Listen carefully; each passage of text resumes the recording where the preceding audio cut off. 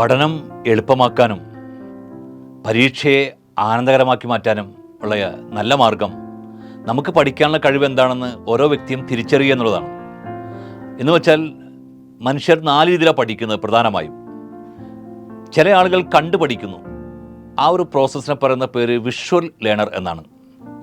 ചില ആളുകൾ കേട്ട് പഠിക്കുന്നു, അവരെ ഓഡിറ്ററി ലേണർ എന്ന് പറയും.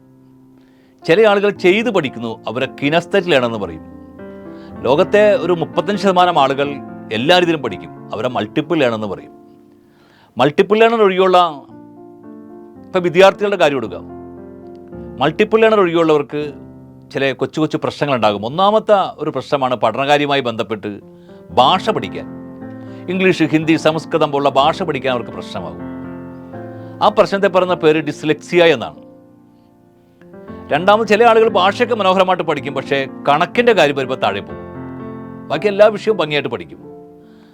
ആ പ്രശ്നത്തിൻ്റെ പേര് ഡിസ്കാൽക്കുലിയ അഥവാ മാത്തമാറ്റിക് ഡിസോർഡർ എന്നാണ്. വേറെ ഒരു കൂട്ടം ആളുകൾ ഭാഷ മനോഹരമായിട്ട് പഠിക്കും, അതേപോലെ കണക്കും പഠിക്കും, പക്ഷേ എഴുതുമ്പോൾ അക്ഷരത്തെറ്റുകൾ ധാരാളം സംഭവിക്കും. ഈ വള്ളിയും പുള്ളിയൊക്കെ മറന്നു പോകും. ആ പ്രശ്നത്തിൻ്റെ പേര് ഡിസ്ഗ്രാഫിയ എന്നാണ്. ഇപ്പം നാലാമത്തെ പ്രശ്നമാണ് പുതിയ തലമുറ, അതായത് 2000-ന് ശേഷം ജനിച്ച തലമുറ. 2000-ന് ശേഷം ജനിച്ച കുട്ടികളെ ഗവേഷകർ പറയുന്നത് ജനറേഷൻ ആൽഫ എന്നാണ്. അവർക്ക് ഈ നാലാമത്തെ പ്രശ്നം വളരെ കൂടുതലാണ് കണ്ടുവരുന്നത്. നാലാമത്തെ പ്രശ്നം എന്ന് പറഞ്ഞാൽ പഠിക്കാനൊക്കെ മിടുക്കരായിരിക്കും, പക്ഷെ പഠിച്ച കാര്യങ്ങൾ പരീക്ഷാ ഹാളിൽ എത്തിക്കഴിഞ്ഞാൽ കൃത്യമായി ഓർത്തെഴുതാൻ അവർക്ക് സാധിക്കില്ല, ഓർമ്മശക്തി നഷ്ടമാകും. ആ പ്രശ്നത്തിൻ്റെ പേര് ഡിസ്നോമിയ എന്നാണ്. ഇനിയും ഇതിന് സമാനമായ ചില പ്രശ്നങ്ങളുണ്ട്, പക്ഷേ ഇതാണ് പ്രധാനമായും ഉള്ള 4 പ്രശ്നങ്ങൾ.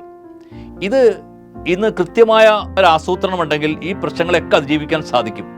ഈ തിരിച്ചറിവ് നമുക്ക് വേണ്ടത്. അപ്പോൾ അതിന് ആദ്യം വേണ്ടത് നമ്മൾ കണ്ടുപഠിക്കാൻ കഴിവുള്ളവരാണോ, നമ്മൾ കേട്ട് പഠിക്കാൻ കഴിവുള്ളവരാണോ, നമ്മുടെ പഠിക്കാനുള്ള കഴിവിനെ തിരിച്ചറിയുക എന്നുള്ളതാണ്. അങ്ങനെ തിരിച്ചറിഞ്ഞാൽ പഠനം എളുപ്പമാക്കാനും പരീക്ഷയെ ആനന്ദകരമാക്കി മാറ്റാനും സാധിക്കും.